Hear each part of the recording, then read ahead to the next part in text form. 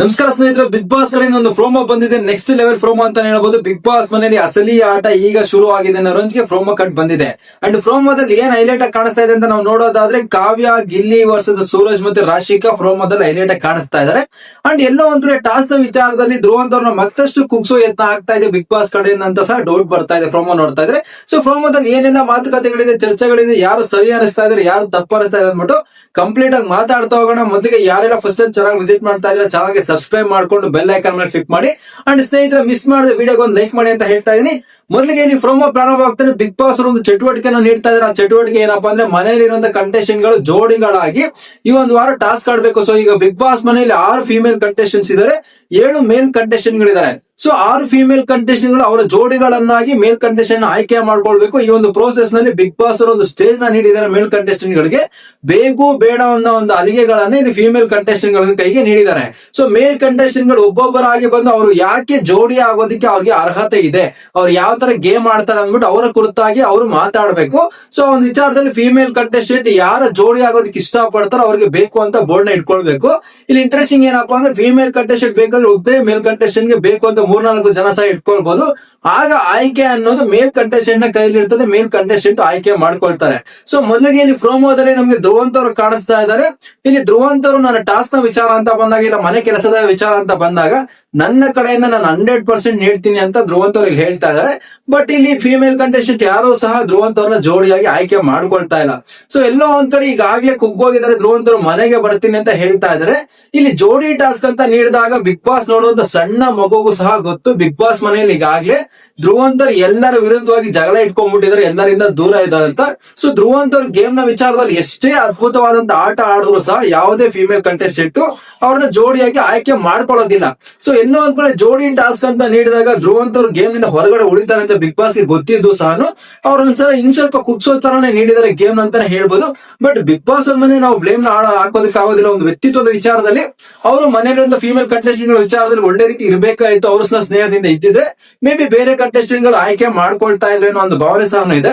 But ಸದ್ಯದ ಮಟ್ಟಿಗೆ ನಾವು ನೋಡೋದಾದ್ರೆ ಧ್ರುವಂತವ್ರು ಈಗಾಗ್ಲೇನೆ ಎಲ್ಲರ ವಿರುದ್ಧವಾಗಿ ನಿಂತಿರೋದ್ರಿಂದ ಈಗಾಗಲೇ ಎಲ್ಲರಿಗೂ ಗೊತ್ತು, ಜೋಡಿ ಟಾಸ್ಕ್ ಅಂತ ಬಂದ್ರೆ ಧ್ರುವಂತವ್ರನ್ನ ಯಾರು ಆಯ್ಕೆ ಮಾಡ್ಕೊಳ್ಳಲ್ಲ ಅಂತ. ಸೊ ಅದು ಈಗ ಧ್ರುವಂತವ್ರನ್ನ ಯಾರು ಆಯ್ಕೆ ಮಾಡ್ಕೊಳ್ತಾ ಇಲ್ಲ. ಅಂಡ್ ಈ ಒಂದು ವಾರದ ಕ್ಯಾಪ್ಟನ್ ಆಗಿರುವಂತ ಧನುಷ್ ಅವರು ಈ ಒಂದು ವಾರ ಸಂಚಾಲಕರಾಗಿರ್ತಾರೆ. ಸೊ ಅವ್ರು ಯಾವ್ದೇ ಟಾಸ್ಕ್ ನಲ್ಲಿ ಪಾರ್ಟಿಸಿಪೇಟ್ ಮಾಡೋದಿಲ್ಲ. ಅಂಡ್ ಈ ಒಂದು ಜೋಡಿ ಟಾಸ್ಕ್ ನಲ್ಲೂ ಸಹ ಧ್ರುವಂತವ್ರು ಧನುಷ್ ಅವರು ಆಡ್ತಾರೆ ನಮ್ಗೆ ಕಾಣ ಸಿಗ್ತಾ ಇಲ್ಲ. ಅಂಡ್ ಈ ಒಂದು ಟಾಸ್ಕ್ ನಲ್ಲಿ ಜಡ್ಜ್ ಆಗಿ ಕುತ್ಕೊಂಡಿದ್ದಾರೆ ಧನುಷ್ ಅವರು. ಸೊ ಮುಂದುವರೆದ ಭಾಗದಂತೆ ನಮಗೆ ಪ್ರೋಮೋದಲ್ಲಿ ರಘು ಅವರು ಕಾಣಿಸ್ತಾ ಇದ್ದಾರೆ. ರಘು ಅವರು ಅಶ್ವಿನಿ ಗೌಡ ಅವರನ್ನ ಆಯ್ಕೆ ಮಾಡ್ಕೊಳ್ತಾ ಇದ್ದಾರೆ. I M going with Ashwini ಅಂತ ಹೇಳ್ತಾ ಇದ್ದಾರೆ. ಇಲ್ಲಿ ಇಂಟ್ರೆಸ್ಟಿಂಗ್ ಆಗಿ ಇನ್ನೊಂದು ವಿಚಾರ ಏನಪ್ಪಾ ಅಂದ್ರೆ, ಕಾವ್ಯ ಅವರು ಸಹ ಬೇಕು ರಘು ಅಂದ್ಬಿಟ್ಟು ಬೋರ್ಡ್ ಇಟ್ಕೊಂಡಿರೋದು ನಮ್ಗೆ ಪ್ರೋಮೋದಲ್ಲಿ ಕಾಣಿಸ್ತಾ ಇದೆ. ಸೊ ಕಾವ್ಯ ಅವ್ರನ್ನ ಹೊರತುಪಡಿಸಿ ಅಶ್ವಿನಿ ಗೌಡ ಅವ್ರನ್ನ ಇಲ್ಲಿ ರಘು ಅವರು ಆಯ್ಕೆ ಮಾಡ್ಕೊಳ್ತಾ ಇದ್ದಾರೆ. ಅಂಡ್ ನಂತರ ಇಲ್ಲಿ ಪ್ರೋಮೋದಲ್ಲಿ ಗಿಲ್ಲಿ ಅವರು ಬರ್ತಾ ಇದ್ದಾರೆ. ಸಿಕ್ಕಾಪಟ್ಟೆ ಖುಷಿಯಾಗಿ ಜಾಯಿಲ್ ಆಗಿ ಎಂಜಾಯ್ ಮಾಡ್ಕೊಂಡು ಗಿಲ್ಲಿ ಅವರು ಬರ್ತಾ ಇದ್ದಾರೆ. ಅಂಡ್ ಗಿಲ್ಲಿ ಅವ್ರನ್ನ ಇಲ್ಲಿ ಕಾವ್ಯ ಅವ್ರು ಆಯ್ಕೆ ಮಾಡ್ಕೊಂಡಿದ್ದಾರೆ. ಆಯ್ಕೆ ಮಾಡ್ಕೊಂಡು ಕೊಡ್ತಾರ ರೀಸನ್ ಏನಪ್ಪಾ ಅಂದ್ರೆ, ಬಿಗ್ ಬಾಸ್ ಮನೆಯಲ್ಲಿರುವಂತ ಎಲ್ಲಾ ಕಂಟೆಸ್ಟೆಂಟ್ ಗಳು ಸಹ ಗಿಲ್ಲಿ ಕಾವ್ಯ ಅಂತ ಹೇಳ್ತಾ ಇರ್ತಾರೆ. ಸೊ ಅದನ್ನ ಮುರಿಯೋದಿಕ್ಕೆ ಅಂತಾನೆ ನಾನು ಬೇರೆ ಕಂಟೆಸ್ಟೆಂಟ್ ಗಳಿಗೆ ಬೇಕು ಅಂದ್ಬಿಟ್ಟು ಬೋರ್ಡ್ ನ ಇಟ್ಕೊಂಡಿದ್ದೆ. ಬಟ್ ಆ ಮೇಲ್ ಕಂಟೆಸ್ಟೆಂಟ್ ಗಳು ಯಾರು ಸಹ ನನ್ನನ್ನು ಆಯ್ಕೆ ಮಾಡ್ಕೊಂಡಿಲ್ಲ, ಬೇರೆ ಬೇರೆ ಕಂಟೆಸ್ಟೆಂಟ್ ಗಳನ್ನ ಆಯ್ಕೆ ಮಾಡ್ಕೊಂಡ್ರು.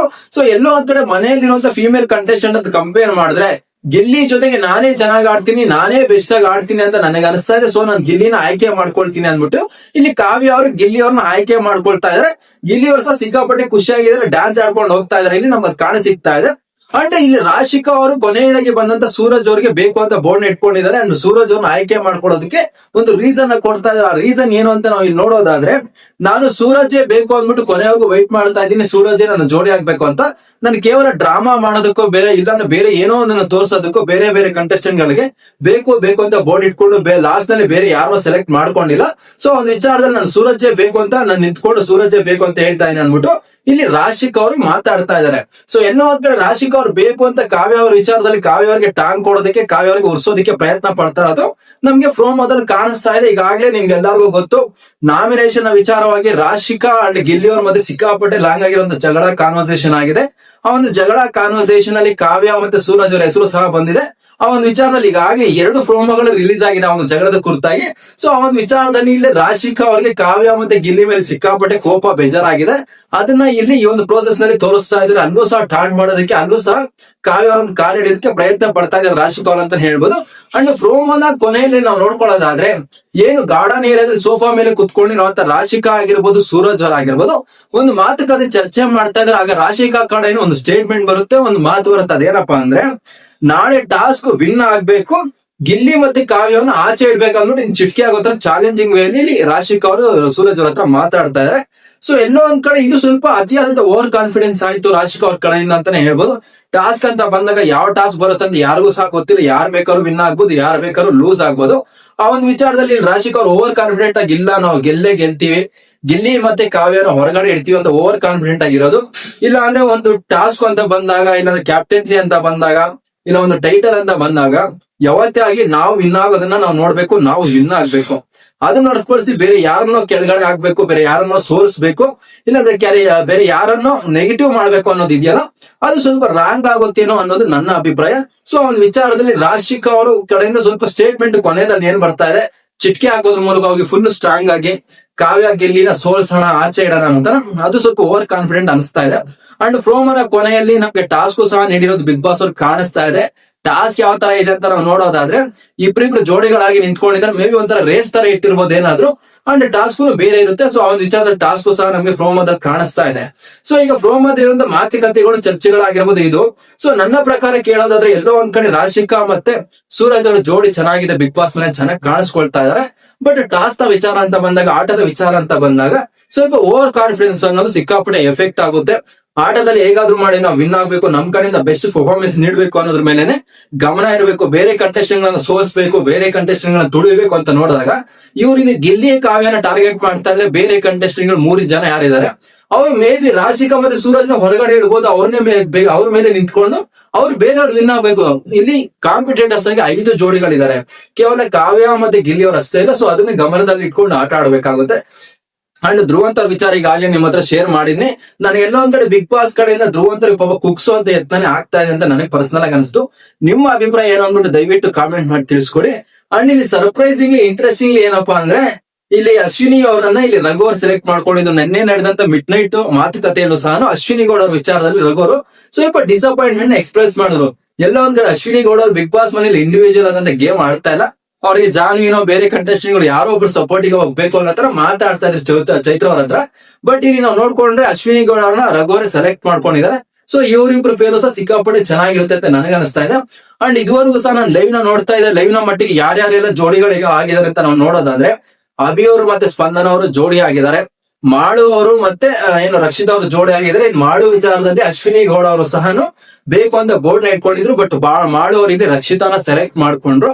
ಅಂಡ್ ರಘು ಅವರ ವಿಚಾರದಲ್ಲಿ ಕಾವ್ಯ ಮತ್ತೆ ಅಶ್ವಿನಿ ಅವ್ರ ಬೋರ್ಡ್ ನ ಇಟ್ಕೊಂಡಿದ್ರು. ಬಟ್ ರಘು ಅವರು ಅಶ್ವಿನಿ ಅವ್ರನ್ನ ಸೆಲೆಕ್ಟ್ ಮಾಡ್ಕೊಂಡ್ರು. ಅಂಡ್ ಇಲ್ಲಿ ಸೂರಜ್ ಅವ್ರ ವಿಚಾರದಲ್ಲಿ ರಾಶಿಕಾ ಅವರಿದ್ದಾರೆ. ಗಿಲ್ಲಿ ವಿಚಾರದಲ್ಲಿ ಕಾವ್ಯ ಅವರಿದ್ದಾರೆ. ಅಂಡ್ ಚೈತ್ರ ಅವರು ಸೂರಜ್ ಅವ್ರನ್ನ ಆಯ್ಕೆ ಮಾಡ್ಕೊಂಡಿದ್ದಾರೆ. ಸೊ ಇದು 6 ಜನಗಳ ಪೇರ್ಸ್ ಆಗಿ ತಯಾರಾಗಿದ್ದಾರೆ. ಸೊ ಈ ಒಂದು 6 ಜನಗಳ ಜೋಡಿ ಪೈಕಿ ನಿಮಗೆ ಯಾರು ಸ್ಟ್ರಾಂಗ್ ಅನಿಸ್ತಾ ಇದ್ದಾರೆ, ಯಾರು ಈ ಒಂದು ವಾರದ ಕ್ಯಾಪ್ಟನ್ಸಿ ರೇಸ್ ನಲ್ಲಿ ಕ್ಯಾಪ್ಟನ್ ಆಗುವಂತ ಜೋಡಿ ಆಗ್ತಾರೆ ಅಂದ್ಬಿಟ್ಟು ದಯವಿಟ್ಟು ಕಾಮೆಂಟ್ ಮಾಡಿ ತಿಳಿಸ್ಕೊಡಿ. ಅಂಡ್ ಈಗಾಗಲೇ ನಾವು ಕಳೆದ ಸೀಸನ್ ಗಳಲ್ಲಿ ನೋಡಿದ್ವಿ, ಜೋಡಿ ಟಾಸ್ಕ್ ಅಂತ ಬಂದಾಗ ಒಂದು ಮೊಟ್ಟೆ ಕಲೆಕ್ಟ್ ಮಾಡುವಂತ ಟಾಸ್ಕ್ ನ ನೀಡಿದ್ರು. ಮೇ ಬಿ ಆ ತರದ್ ಏನಾದ್ರು ಟಾಸ್ಕ್ ಈ ಒಂದು ವಾರ ಸಹ ಇಟ್ಟಿರ್ಬೋದಿಲ್ಲ, ಬೇರೆ ರೀತಿಯ ಟಾಸ್ಕ್ ಏನಾದ್ರು ಪ್ಲಾನ್ ಮಾಡಿದಾರೆ ಅಂತ ನೋಡ್ಬೇಕಾಗುತ್ತೆ.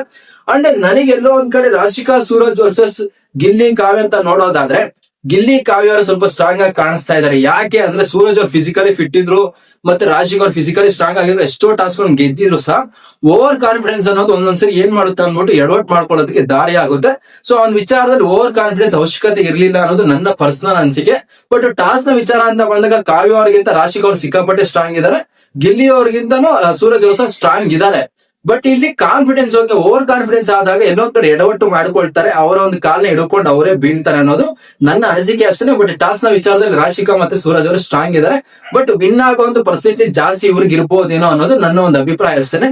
ನಿಮ್ಮ ಅನಿಸಿಕೆಯ ಪ್ರಕಾರ ಈ 2 ಜೋಡಿಗಳ ಪೈಕಿ ಚಾಲೆಂಜ್ ಏನ್ ನಡೀತಾ ಇದೆ, ಆ ಚಾಲೆಂಜ್ ಅಲ್ಲಿ ಯಾರಿಗೆ ಗೆಲ್ಬಹುದು, ಯಾರು ಓವರ್ ಕಾನ್ಫಿಡೆನ್ಸ್ ಅನಿಸ್ತಾ ಇದೆ ನಿಮ್ಗೆ? ಅಂಡ್ ಇಲ್ಲಿ ಸೂರಜ್ ಅವ್ರ ವಿಚಾರದಲ್ಲಿ ರಾಶಿಕಾ ಕೊಟ್ಟಂತ ರೀಸನ್ ಆಗಿರ್ಬೋದು, ಕಾವ್ಯ ಅವ್ರನ್ನ ಸ್ವಲ್ಪ ಟಾಂಟ್ ಮಾಡಿದಾಗಿರೋದು ಕರೆಕ್ಟ್ ಅಂತ ನಿಮ್ಗೆ ಅನಿಸ್ತಾ ಇದೆ. ಅಂಡ್ ಇಲ್ಲಿ ಕಾವ್ಯ ಅವರು ಗಿಲ್ಲಿ ಅವರನ್ನ ಸೆಲೆಕ್ಟ್ ಮಾಡೋದಕ್ಕಿಂತ ಮುಂಚೆ 2-3 ಕಂಟೆಸ್ಟೆಂಟ್ ಗಳನ್ನ ಸೆಲೆಕ್ಟ್ ಮಾಡ್ಕೊಂಡು ನಾನೀಗಾಗಲೇ ಬಿಗ್ ಬಾಸ್ ಮನೆಯಲ್ಲಿ ನನ್ನದೇ ಆದಂತ ಸ್ಟ್ಯಾಂಡ್ ನ ತಗೊಂಡು ಪರ್ಫಾರ್ಮೆನ್ಸ್ ನೀಡ್ಕೊಳ್ತಾ ಬರ್ತಾ ಇದ್ದೀನಿ.